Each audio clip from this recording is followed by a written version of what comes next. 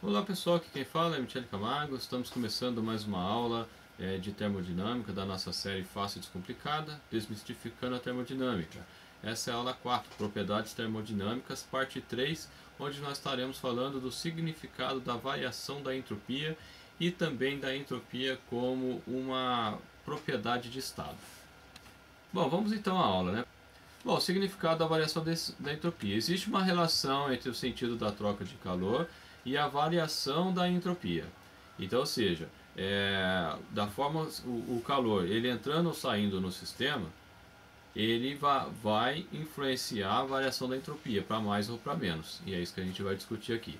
Matematicamente, a entropia ela é uma integral. A gente apresentou lá que ela é uma integral do calor pela temperatura e depois mais uma parcela, né, da integral do calor pela temperatura relacionada ao aumento de temperatura que o atrito do escoamento proporciona no fluido. Né? Então eu tenho um atrito viscoso do fluido e isso gera calor. Ele é significativo ou não? Não sei, vai depender do meu sistema. Com um sistema de baixa pressão, talvez. Com um sistema de baixa temperatura, talvez.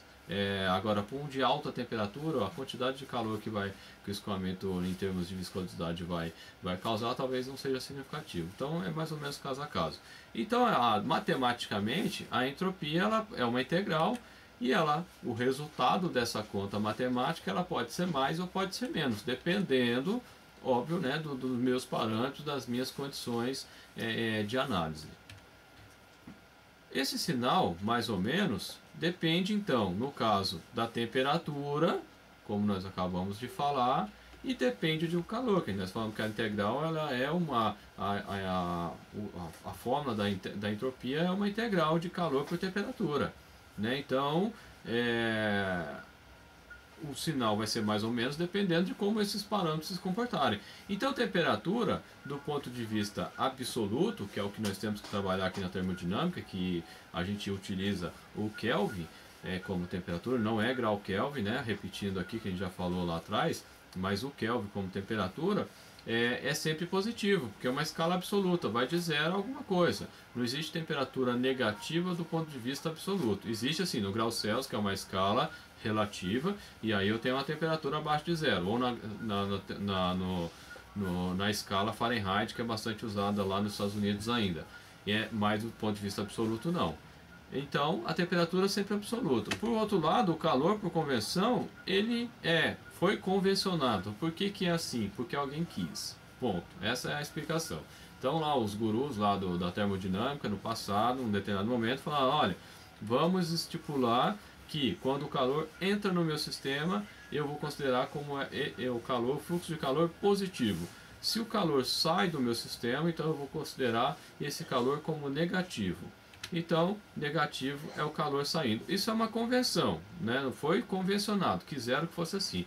Talvez a relação disso esteja ligada com a variação da temperatura. Se a gente pensar que quando eu coloco o calor no meu sistema, vamos imaginar a panela com água lá no fogão. Você liga a chama, passa um determinado momento, a água está a temperatura ambiente, ela passa a aumentar a temperatura até que ela começa a vaporizar lá por volta dos 100 graus. Então o que acontece? Você está colocando calor no seu sistema, que o seu sistema é a panela com água. A temperatura aumenta. Então talvez seja isso, né? Eu coloco calor, a temperatura aumenta mais. Da mesma forma, se eu pego a mesma panela, temperatura ambiente, coloco no congelador, começa a perder energia, calor para a geladeira, meu sistema, lembrando que é a panela com água, vai chegar um determinado momento que essa água vai congelar. Então eu estou perdendo energia para o meu ambiente, que é a geladeira. Então o que acontece? A temperatura cai. Então talvez seja isso, o calor sai, que é a relação que eu sempre fiz para lembrar quem que é quem. Então, como o calor entra, mais temperatura aumenta. Calor sai, temperatura é menor, o calor é menos na fórmula. É só esse parâmetro que você tem que guardar direitinho, senão dá zica na hora de fazer os exercícios. Bom, então a variação da entropia ela depende apenas do sentido do fluxo de calor. Então ela é uma consequência direta do se o calor está entrando ou se está saindo do meu sistema. Bom, então qual que é a primeira conclusão que nós chegamos aqui com relação a essa análise? A primeira é que a entropia aumenta, o sistema ganha calor. Se ele ganha calor, ele provavelmente está aumentando a sua temperatura. a entropia diminui, o sistema perde calor. Por outro lado, se a entropia é constante, o sistema não ganha nem perde calor. Aí você fala, mas existe isso? Existe. Existe as transformações chamada transformação isoentrópica. Quer dizer, transformação na mesma temperatura. Nós falamos já da temperatura isovolumétrica, que é no mesmo volume. Nós já falamos da transformação isobárica, que é na mesma pressão. Nós já falamos da transformação adiabática, que é aquela onde o calor não entra nem sai do meu sistema. E também tem a transformação isotérmica, que é na mesma temperatura, ou seja, eu saio de um estado e vou para o outro estado com a temperatura constante. E aqui é mais uma forma de ter uma transformação isoentrópica. Então eu já estou introduzindo mais um tipo de transformação que a gente não tinha falado ainda. Bom, outra coisa é que o atrito sempre aumenta a entropia. Então o atrito ele tende sempre a aumentar a entropia do meu sistema. Bom, qual seria a segunda conclusão que nós tiramos então da variação da entropia? Considerando o valor zero, a entropia da água, água líquida a 0 graus na pressão atmosférica, lembrando que a entropia, como nós falamos na última aula, ela não tem um valor absoluto, ela tem um valor relativo. Então eu vou, aí também a mesma história lá do calor mais ou menos, eu vou dizer o que é o valor e dali eu parto para obter os demais. Então nessa condição aonde a água líquida a 0 graus a pressão atmosférica de 1 atm, neste caso eu tenho a entropia zero. Por que zero? Porque eu quis que fosse assim, poderia ser qualquer valor. E daqui eu passo a obter os outros valores. Então, se eu tenho uma situação de gelo, ou seja, água sólida no estado sólido, eu tenho uma entropia negativa. Então, o valor da entropia vai ser menos. Por que está dando menos? Porque o meu referencial está abaixo do meu referencial. Ou seja, eu disse que 0 grau é o meu referencial, estou abaixo de 0 graus, então estou negativo. Mais ou menos como é o esquema da temperatura. Se eu tenho vapor, eu tenho um estado gasoso, então eu tenho a entropia maior do que zero, então vai ser um valor positivo. No caso, eu também tenho uma faixa de entropia positiva entre 0 e 100 graus, que é onde a entropia também é maior que zero. Mas aqui, se é um estado gasoso, eu tenho certeza que é maior que zero. Quanto aí a gente teria que fazer os cálculos, mas esses valores são todos tabelados. Bom, os estados sólido, líquido e gasoso está ligado ao grau da liberdade das moléculas. O que quer dizer isso? No estado sólido, as moléculas estão mais próximas umas das outras. As forças intermoleculares, lá da química, a força de Van der Waals e as outras que tem os outros tipos de atração entre as moléculas, no estado sólido eles estão mais próximas, são forças maiores. Já no estado líquido é o meio termo, nem lá nem cá, mas eu tenho um pouco mais de grau de liberdade dentro do fluido. As moléculas, uma hora está em cima, outra hora está embaixo, ela consegue se movimentar, enquanto que no sólido não. Já no estado gasoso, aí está totalmente à vontade, digamos assim. Então a entropia ela é uma grandeza associada ao grau de liberdade de um sistema. Então, quanto maior a entropia, maior vai ser o grau de liberdade que eu tenho das minhas partículas, digamos assim. E essa analogia a gente pode fazer, óbvio, no sistema termodinâmico que a gente está falando aqui, mas também a gente pode falar do sistema social, sistema financeiro, e de vez em quando a gente ouve, às vezes, numa notícia, houve um aumento de entropia, ou alguma coisa assim, você vê uma entropia enfiada no meio do assunto que não tem nada a ver com termodinâmica. É mais ou menos essa ideia que ele mostra, essa questão aí de um sistema estar mais coeso ou mais largado, digamos assim, mais solto, Então essa é a ideia da entropia, da variação da entropia. Continuando, a entropia como propriedade de estado. Então uma grandeza física, ela é uma propriedade de estado, quando junto com outra define o estado da substância. Então, como eu falei no começo aqui da nossa explanação, se eu pego uma substância que está numa determinada pressão e numa determinada temperatura, eu consigo dizer em qual estado a minha substância está, sólido, líquido ou gasoso. Se de repente você está assistindo esse vídeo aqui, eu acabei também de postar um vídeo chamado Como é o corte a plasma. Lá a gente fala do plasma como uma quarta forma da matéria, aonde ele é um gás ionizado, né? Então, se você tiver curiosidade, você pode acessar lá. Bom, voltando aqui, só um parênteses, né, rapidinho. Então, se a gente pegar o exemplo da água, a temperatura de 20 graus Celsius, na pressão de 1 atm, aproximadamente pressão atmosférica, a nível do mar, eu tenho o que? Eu tenho o estado, eu posso dizer com certeza que eu tenho o estado líquido. A água está líquida, ou, né, se a gente for já trazer nos termos da termodinâmica, a gente tem aqui um líquido subresfriado. Então, eu consigo determinar que a água está numa situação de líquido subresfriado.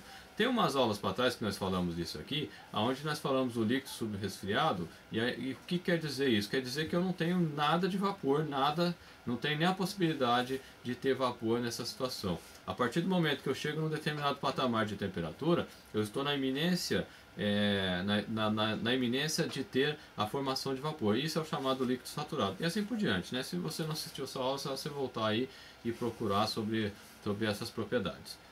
Bom, outro exemplo, se eu tiver a temperatura a 120 graus Celsius e a pressão de 1 atm, eu posso dizer com certeza que eu tenho o estado da água na forma de vapor. Isso é um vapor com certeza. Por quê? Porque a 100 graus, nessa pressão, a água começa a vaporizar. E ela só começa a subir de temperatura, como a água é uma substância simples, ela só começa a mudar a sua temperatura a partir do momento que toda a água líquida se transformou em vapor. Essa é a diferença lá do calor latente e do calor sensível, né? Então são essas coisas que vai mudar aí a concepção aqui de estado. Bom, então nesse caso eu tenho o chamado estado de vapor, né? Então o água é vapor com certeza nessas condições. Ou dentro do panorama aqui da termodinâmica, a gente está falando do vapor superaquecido. Quando eu falo de vapor superaquecido, o que quer dizer isso? Quer dizer que eu não tenho chance nenhuma de ter água líquida na forma misturada com a água. Não tenho mistura. Por que eu falo isso? Porque aquilo que eu acabei de falar, a 100 graus a água se transforma de líquido para vapor. Então, se eu estou acima de 120 graus Celsius, então eu estou acima da temperatura, então tem vapor com certeza. A partir do momento que eu chego nos 100 graus, aí eu tenho o chamado vapor subresfriado, né? Então, o que acontece? Eu estou na iminência. Se eu perder um pouquinho de energia, eu passo a ter formação de vapor formação de líquido dentro do meu sistema. Então é essa condições que a gente tem que estar em mente aí, se é vapor superaquecido, se é vapor saturado, se é líquido saturado, se é líquido subresfriado. Seria essa conotação que a gente pode tirar aqui. Bom, então a entropia como propriedade de estado, como ela assume valores diferentes para cada combinação de temperatura e pressão, pode ser considerado como uma propriedade de estado. Então assim, ao invés de eu pensar agora em temperatura e pressão, se eu tiver a pressão e a entropia, eu consigo definir um estado também, porque eu tenho cada valores distintos, eu tenho um valor distinto de entropia para cada condição. E isso é o que a gente faz, a gente tabela isso, né? Fizeram as contas de todas as condições, e aí com isso a gente consegue extrair e fazer cálculos que vai justamente nos trazer os parâmetros para dizer se o sistema está bom, se o sistema está ruim, se o sistema qual é o rendimento do meu sistema e assim por diante. Então, se a gente pegar de novo o exemplo da água, a gente está falando muito de água aqui porque a água é usada como, né, na termodinâmica, principalmente nos sistemas a vapores, né, turbinas a vapores, onde eu tenho a geração de energia através do vapor, e outras questões de aquecimento também, né? Então o vapor é muito utilizado para efeitos de aquecimento nas indústrias. Então a gente está falando de água toda hora porque essa seria a aplicação prática. Então vamos imaginar a água a pressão de 1 atm, que seria a pressão atmosférica ao nível do mar. E aí eu tenho alguns valores. Se eu tenho a entropia menor do que zero, eu tenho sólido, ou seja, eu tenho gelo, no caso da água. Se eu tenho a entropia igual a zero, eu tenho líquido a 0 graus Celsius. Se está entre 0 e 0,312, o valor da entropia, eu tenho um líquido entre 0 e 100 graus. Né? Vai depender se eu estou na iminência, que nem o caso ali, da entropia igual a 0,312, eu estou lá no líquido saturado a 100 graus, ou seja, eu estou na iminência de começar a ter a formação de vapor. A entropia entre 0,312 e 1,757, eu tenho ali nessa condição uma mistura de líquido mais vapor a 100 graus. Por quê? Porque a 100 graus, porque o vapor, a água é uma substância simples, e a substância simples ela não muda de temperatura durante a transformação de fase. Para a mistura sim, mas para a substância simples não.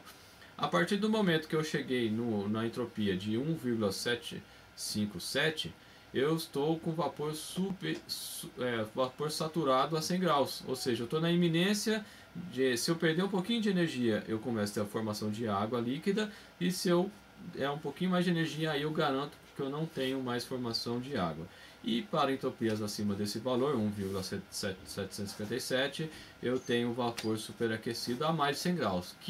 Qual temperatura? Sei lá, vai depender de cada sistema. No geral, a gente tem que, no caso, a gente tem que trabalhar nos sistemas a vapores com o sistema de turbinas. Eu tenho que trabalhar com vapor superaquecido o máximo possível. Por quê?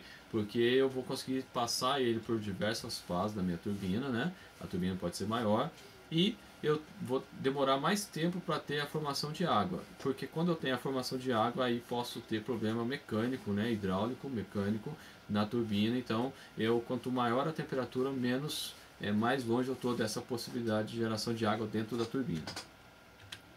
Bom, pessoal, chegamos ao final então dessa aula. Utilizamos aí o livro de termodinâmica do Gilberto Ieno e do Luiz Negro. Espero que vocês tenham gostado. Se gostou, compartilhe o vídeo. Se gostou, dê um joinha. E não esquece, se for comprar alguma coisa, compra lá na nossa loja. Beleza, pessoal? Obrigado e até a próxima.